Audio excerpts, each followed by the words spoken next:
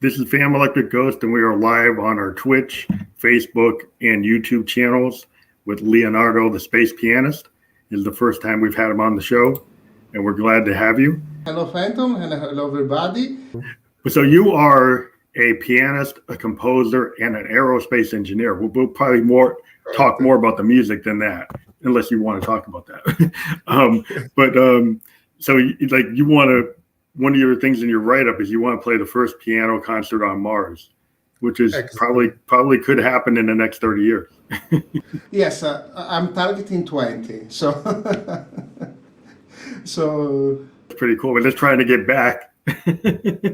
No, that is one of the challenges, but this is why the space pianist, because it took me some years, but I don't live as a dichotomy. My legs call it double nature as a musician and a scientist. I'm very passionate about creating music, but also about aerospace subjects. So I dream to be part of this new space era with the first human travels to Mars, setting up a first colony there. And I dream of doing, and I'm targeting, so I'm not just only dreaming, of doing there the first piano concert as Leonardo, the space pianist. Now, the type of piano you have behind you, what is that? Is that a Steinway? This is a Petrov, a half grand, a nice Petrov that I play looking at the sea. Now there are the curtains here because I am on the side where there will be the sunset, but at the moment the sunlight is super strong, so there will be just a huge amount of light and heat also coming through the window. But you can check on my Instagram, on my YouTube channel, there are many videos with the sea in the background. So my next step is to upgrade to a Steinway D. So also this is in my plans. Cool. Well, it's actually nice to see in this age of everybody using computers to record. It's cool to see artists actually using acoustic instruments. That I love to see people playing guitars and basses and drummers playing drums. And I haven't actually interviewed. I actually interviewed a cello player and a harpsichord player and some other classical instrument musicians. But it's really cool to actually talk to somebody that actually plays a real piano. I love also to record it with home recording, and as a space pianist here I have a chord Kronos plus also a theremin. And so in my music I merge both plus, it depends from what I'm composing, but I also use VST, samples, so it depends on what I am working on. So I wanted to get into the beginning of all the questions I ask every artist. So when did you first get into music? What age? I was pretty young, let's say. I was around 6 years old. Actually, I had my first experiences with music with a toy piano when I was 3 years old. And not only with music, because probably I had also already some inspiration for engineering, because I remember disassembling that toy piano, so not only playing it. But I started to move my first steps in music between 6 and 7 years old. And I fell in love with the piano when I saw it I saw my first piano in the primary school that I was attending in the first year. And there was this very old upright piano in a room that was not so much used.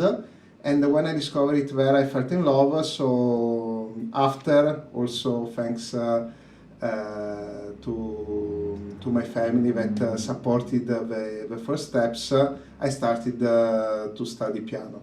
So these were the very first steps.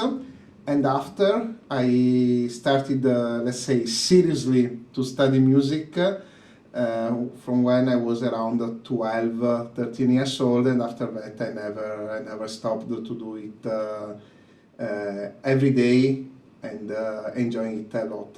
And now I'm 37, so a few years passed.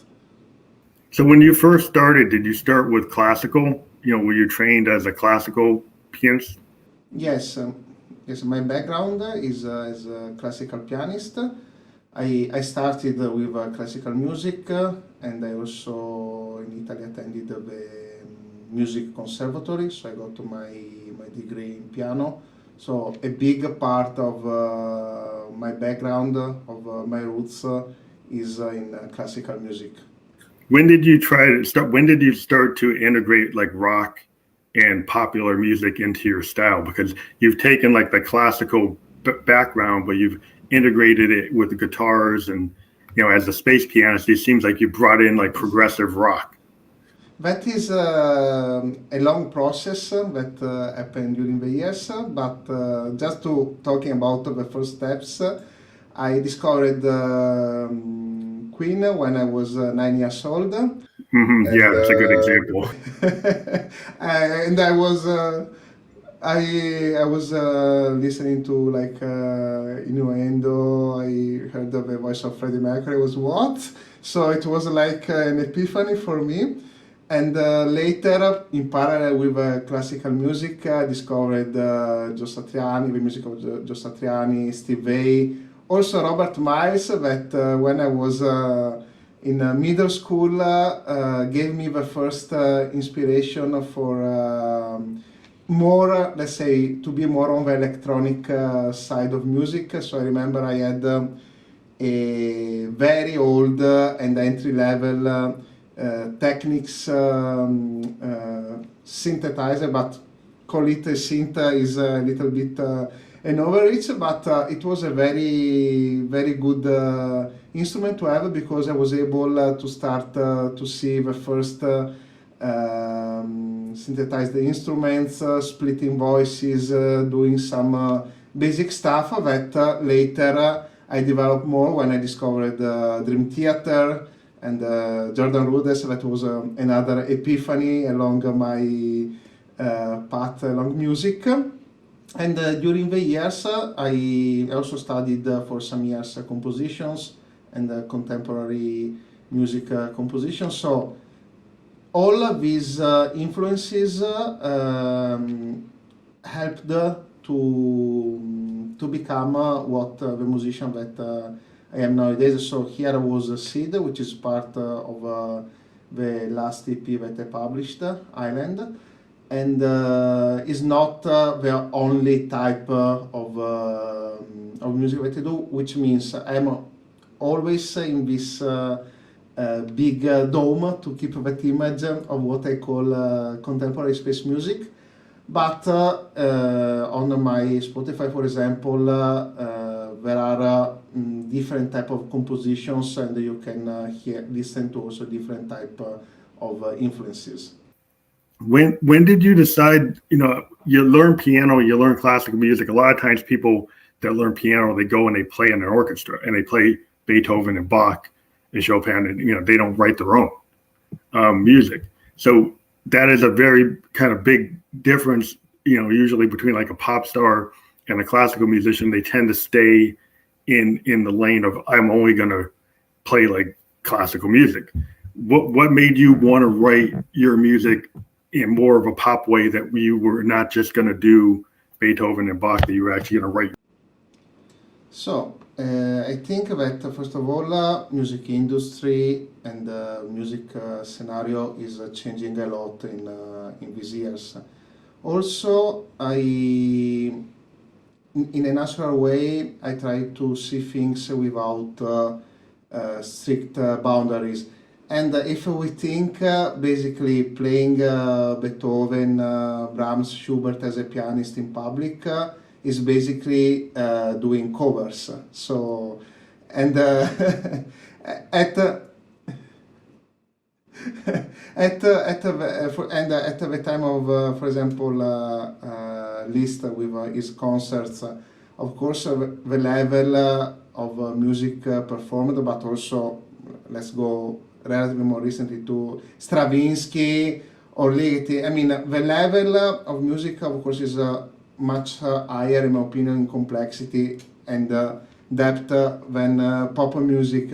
You're doing such complicated music that people go to see you like they go to see opera, right? You go to But actually, you can have also, there are incredible jazz musicians where you can say a lot of things, but that is not that it's easy music. There are also metal bands which creates music that is really complicated. So it's true that I play every day classical music is part of my background, but also my routine. As a composer and musician, the roots for me is very important that are there to get energy, artistic energy. But actually, maybe it was because I started relatively young, so liking classical music and rock, metal, electronic music. But Yes. I thank you very much for being on the program, Leonardo. So thank you to you for the invitation, Phantom. I really appreciated this chat and it was really inspiring. So really, thank you. Well, we want to let everybody know we've got the website link to your website. So anything new you're pushing, everybody, go to the website because your new single is going to be like, you'll have a link there, right? Yes, there is the link in new releases, in albums, where will be this single that will be out on Wednesday, and it will be this collaboration with Marco Mineman. So if you don't know who Marco Mineman is, go to check his music because he's really a god level drummer, an impressive drummer. So I'm very happy to release this small collaboration. So that's like next Wednesday? Yes, this Wednesday, so in 4 days. Everybody check out the link on here. There's a permanent link. You can't click on it, but go and type it out. And on Wednesday, go check that out. Go buy it, download it, stream it, tell other people about it. Because this is one thing we tell everybody, that if you're into a musician, you should not only stream it, you should download it, you should buy it, you should tell other people, you should hit the like button, right? You should follow the artist, you should subscribe to their channel, because in the same way that you follow a YouTuber, treat musicians in the same way. Subscribe to them, donate to them, buy their merch, buy their t-shirts, buy whatever they're selling on their website, because that's how you support musicians, because it takes a lot of work. There's a lot of practice. There's a lot of effort going into everybody that is a musician. And everybody we talk to, we always tell people, if you love the musicians that you listen to, support them. And that's just the last little lesson for.